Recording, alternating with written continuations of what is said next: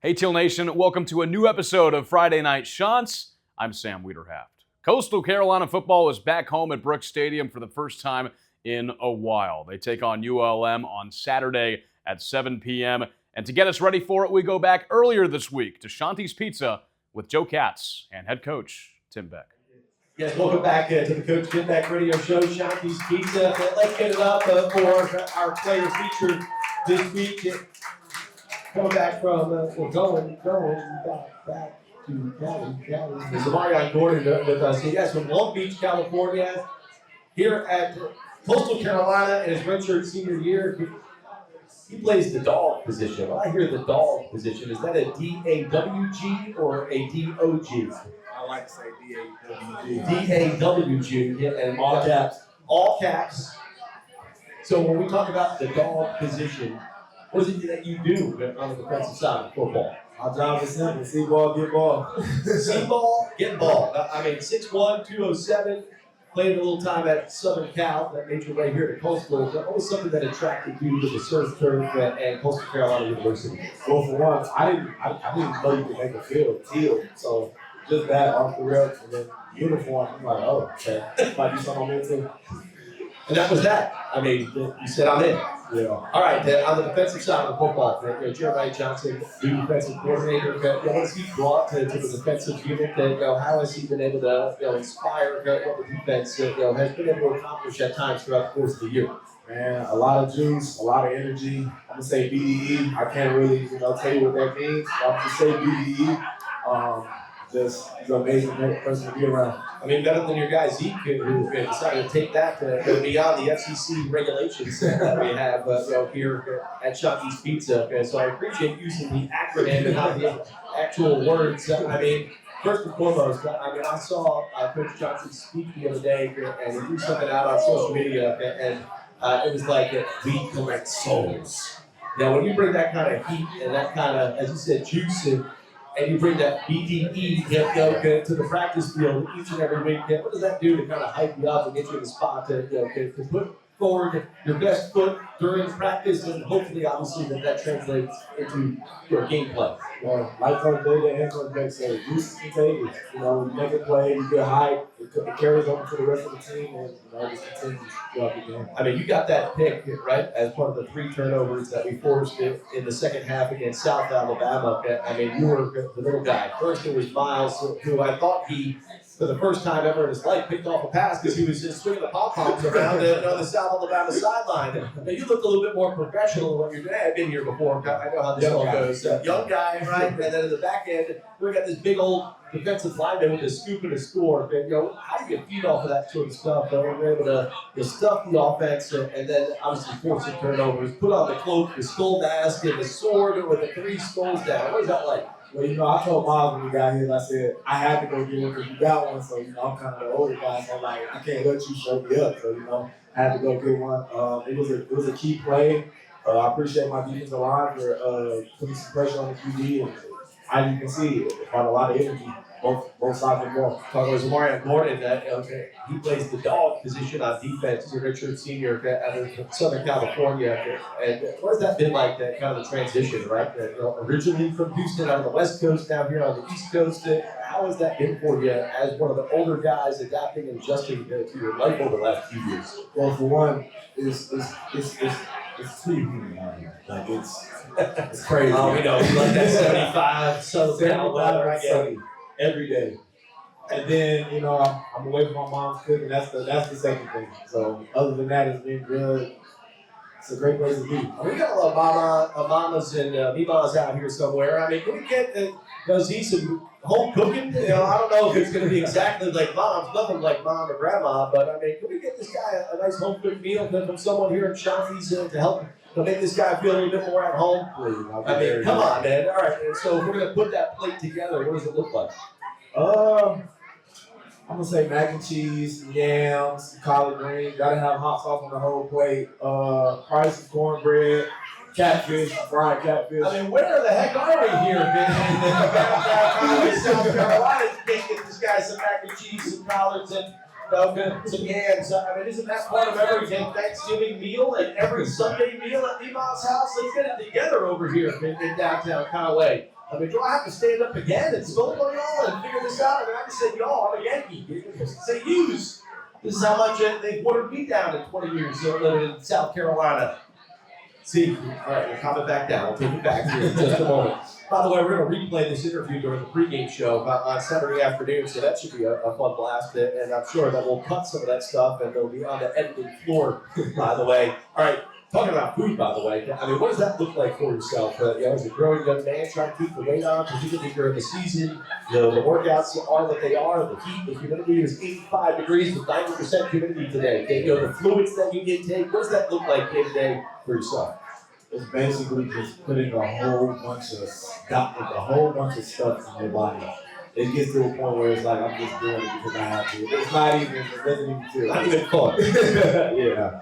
Well, with that said, you put some stuff in your body just before while you were ordering some pizza with our guy Kevin Cristello. Road 28F, by the way. But what'd you have? Barbecue pizza, sausage, pepperoni. I was trying to finish somebody else's pizza, but I didn't have enough time for all of that, so I plan on finishing that when I get off. So what'd you have?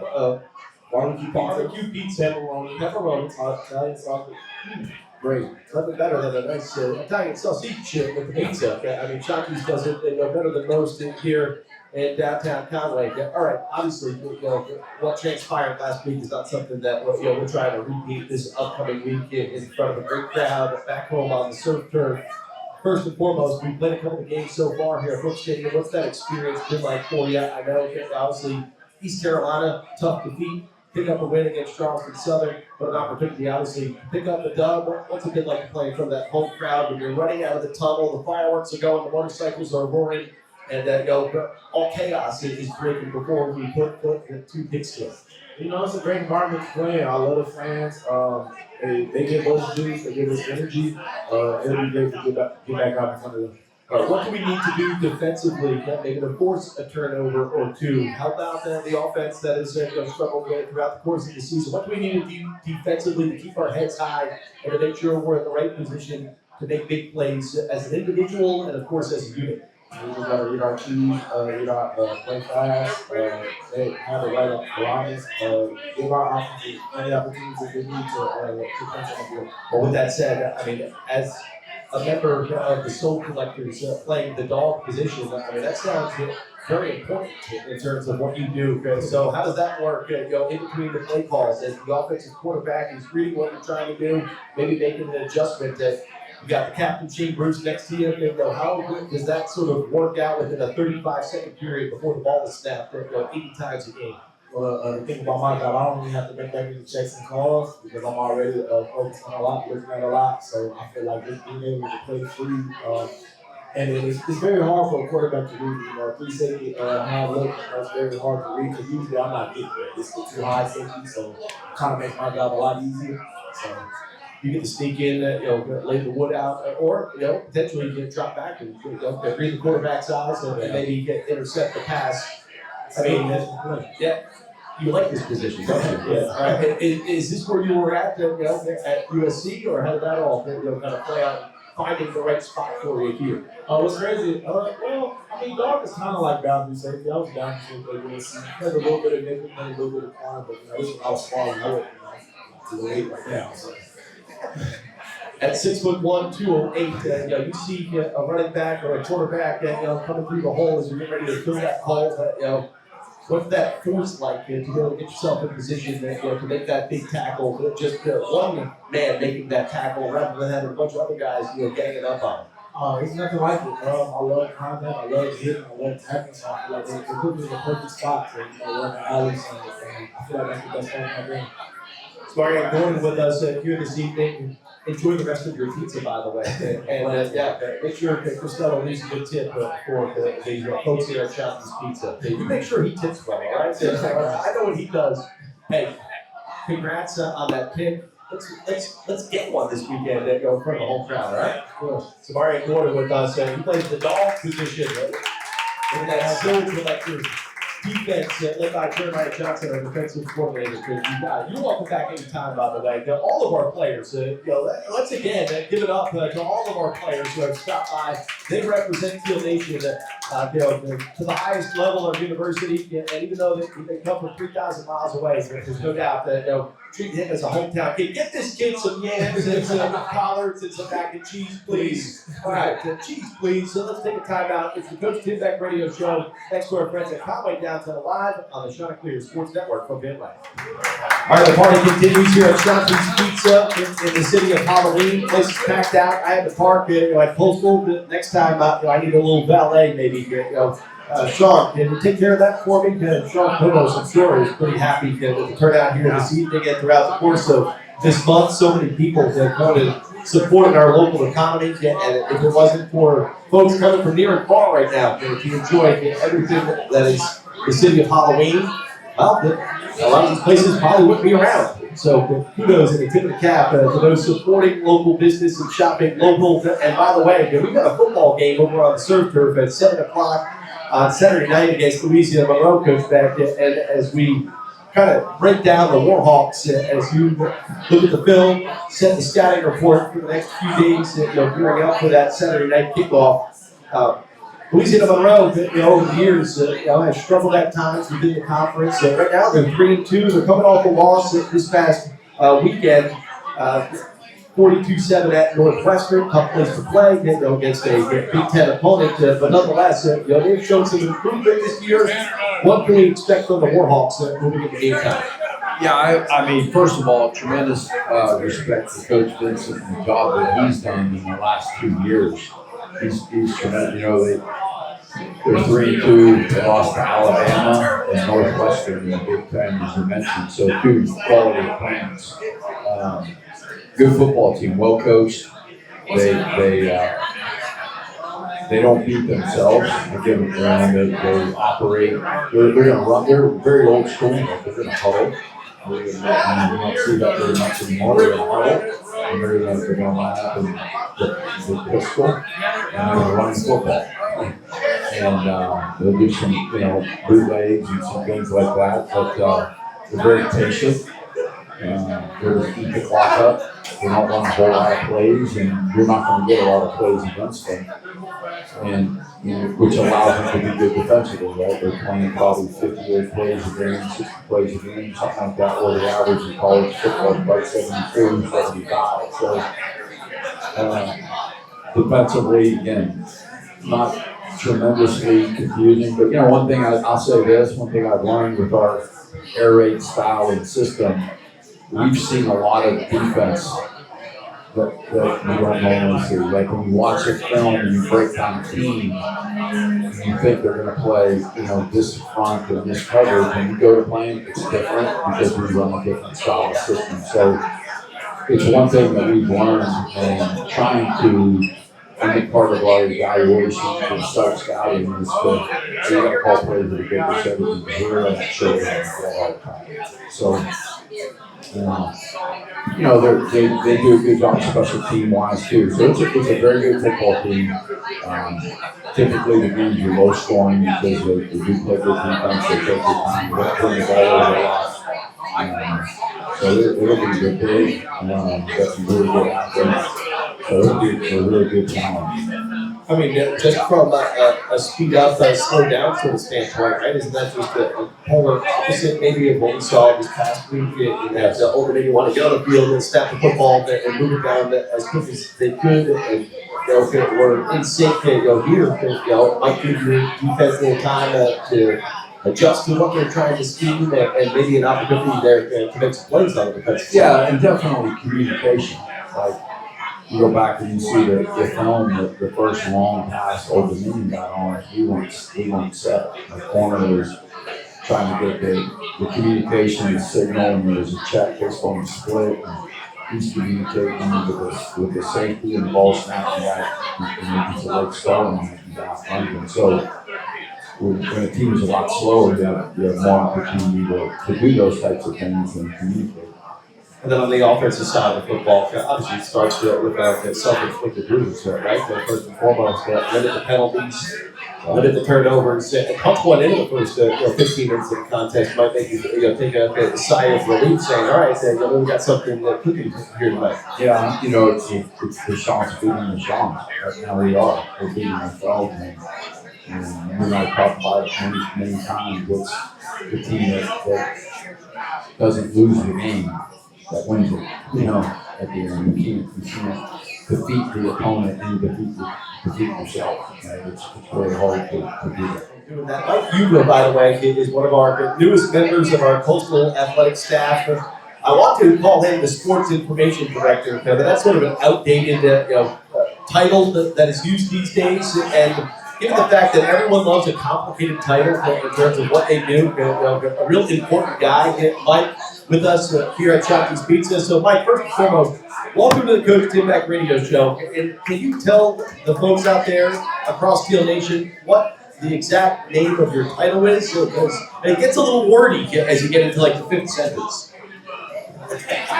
So I'm the Associate Athletic Director, and my fiance tells me that I have to keep going on from that. I can't just say the Associate AD. It sounds better by doing that. But the Associate Athletic Director for Communications and Media.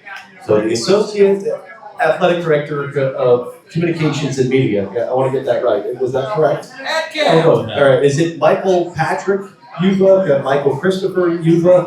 Believe it or not, it's Michael William. William. Oh. My grandfather, the original Mike Yuba, his middle name was going to be Pasquale, but unfortunately the doctor was an Irish guy, so they named him Patrick. Couldn't spell Pasquale. Of course they did. Because maybe that could be my middle name. I mean, there's nothing better than sitting in Norfolk this past weekend, with some of the coastal crew, and it was a Uva, an Oligo, a Caponacci, and then you got a Miller and a Hughes.